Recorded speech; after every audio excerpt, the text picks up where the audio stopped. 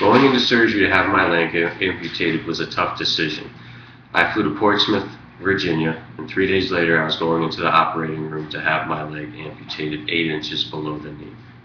I came out of surgery with a cast on my right leg from my hip all the way down to the bottom of my residual limb. And one thing I didn't consider up to that point was how was I going to fly on a commercial airplane back to Georgia? From a friend of a friend, Bill Stevens, who started a nonprofit organization called Operation One Voice, heard my story and my predicament. Bill used his network of supporters to get me home. He arranged an Angel flight, which was a private airplane that came up to Virginia, picked me up, and it was a very quick and seamless process to get me back down to Fort Benning, Georgia. And this was the first experience I had with Bill and Operation One Voice, and it was the start of a great relationship. Through my 6 years of knowing Bill, I've learned a lot about Operation One Voice, his organization, and the commitment they have to special operations service members. From helping wounded warriors to helping families of fallen operators to raising awareness and support for the special operations community. They have really set themselves apart from other nonprofit organizations that I've worked with or heard of.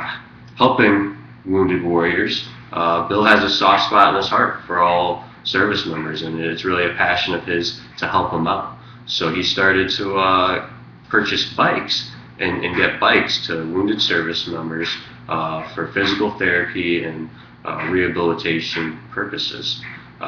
Bill also does the small things that aren't covered by the Department of Defense. If a service member is hurt and he's in a hospital, the Department of Defense won't fly his girlfriend up to see him. So that's where Operation One Voice steps in. They'll get plane tickets, they'll get rental cars, to whatever it is to make that service member feel better and to put him at ease, he's willing to do. They also help out families of fallen operators. Every September they have what they call Warrior Weekend, where they bring families of injured people and sometimes the fallen operators' families to a place called Lake Lanier. And there they have a great weekend of camaraderie. They have a lot of activities for the families to do, and also they have scholarship programs for spouses.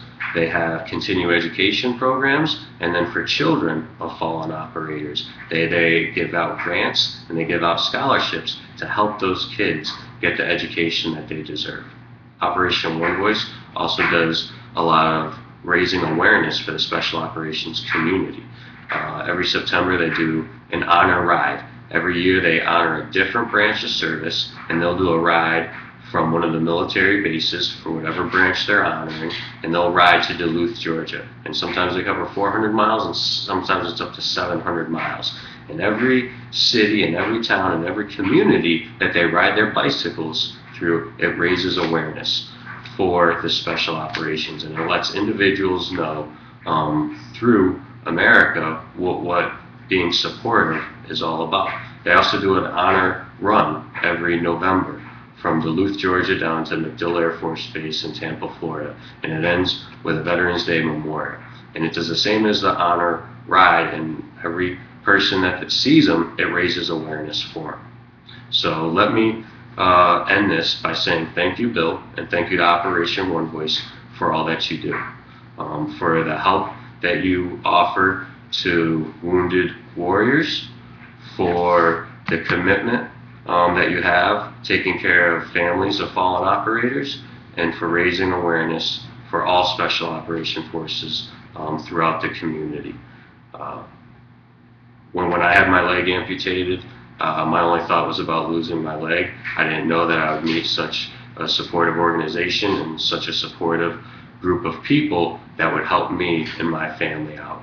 But that's exactly what happened when I was paired up with Bill Stevens and Operation One Voice.